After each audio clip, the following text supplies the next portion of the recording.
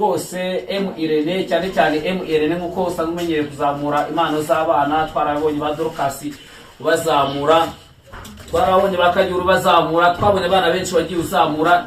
Turakwinze kugira ngo utere intambwe uze muri Kayonza usange iri tsinda ry'abana ryitwa The Village Kids, nayo ugire ikintu wakoramo batanga umusanzu wawe mu kubaka igihugu nk'uko wabitangiye, kandi nzi neza yuko utagomba gucika intege. Iri tsinda naryo rirakwifuza cyane. Imagine abana bato bangana gutya, abantu bangana gutya ari bato bifuza ngo Irene turamushaka cyane.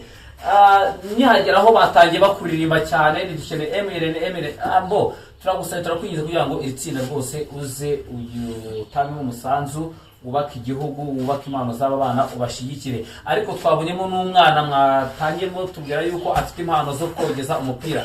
Twaganiye nawe yitwa Ndera, witwa nde? Aya ntabwo turi kumva amazina yawe, subiramo twumve. Nitwa Tuyisenge Fabrice, nkaba mu karere ka Kayonza mu murenge wa Ndego mu kagari ka Karambi umudugudu wa Kamabuye. Ni The Village Kids. Uyu Tuyisenge Fabrice nkuko mubibona hari iruhande rwiwe hari insimburangingo, ni umwana ufite ubumuga mu maguru ariko afite impano zidasanzwe. Afite ubumuga mu maguru ariko afite impano zidasanzwe. Tuyisenge Fabrice twasanga afite impano zidasanzwe. Wiga mu mwaka wa kangahe? Niga mu mwaka wa gatatu w'amashuri abanza. Nkaba ndi umwana wumva kandi ukurikirana, iyo udakurikiranye nta kintu wimarira rwose. Njyemerera ahangaha mbabwira icyo nzimarira. Tuyisenge Fabrice bafite icyo nzi.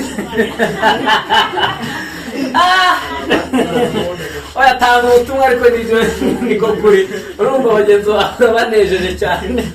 Ariko baza muri wowe ufite impano yo gusetsa abantu. Rwose ngenda ifite ntabwo njya ngira ubwoba mvuga ibintu nabihereye ku ruhande. Tuyisenge Fabrice ufite ikizimana. Asa izina ry'ubuhanzi ni irihe Fabrice? Banyita njye ntabwo niyita amazina y'ubuhanzi, njye niyita amazina y'abakinnyi kuko nibyo namenyereye. Wita amazina y'abakinnyi nibyo wamenyereye. Witwa nde mu mazina y'abakinnyi? Nitwa Hakizimana Adolphe, njye nkaba niyita izina ry'umuzamu. Adolphe ni umuzamu w'ikipe ni Rayon Sport, ni Mukura ni ikipe yitwa APR FC. Niyo kipe naniyemerera njye mu ikipe zose zibaho musanze nkamfana ikipe ya Real Football Club. Umufana wa Real mu Rwanda, umufana w'ikipe ya APR, ikipe y'ingabo z'igihugu. Harimo bamugisha Jubero Bafinda, bakajeje n'abandi bamwatusi bo kw'icyenda, bamugisha Jubero kuri 11. Abo bose ndabumva, abo bose ndabafana bose, nta n'umwe nasigamo. Ufitemo uzima abakinnyi bangahe Fabrice niba atari ibanga? Njye bose ndabazi, ntabwo nakubeshya, bose n'abagiye bose ndabakurikirana.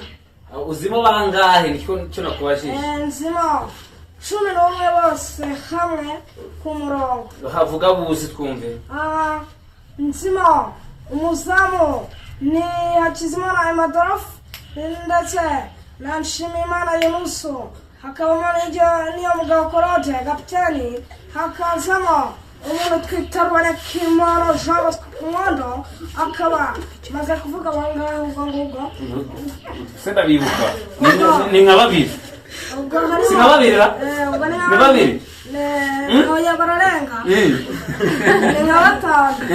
Akabamo Sekiganda Warati ari we uzi gukina gatandatu, umwana utajya ariko atinya gutera penalty. Uriya naramugerageje, narabonye rwose atinya gutera penalty, nabonye bamushoya kugira ngo ajye gutera penalty. Okay, Tuyisenge Fabrice turagira ngo noneho utwereke impano yawe, si byose nyirizina wereka abakunzi bawe impano yawe. Yegera hino wereka abakunzi bawe impano yawe.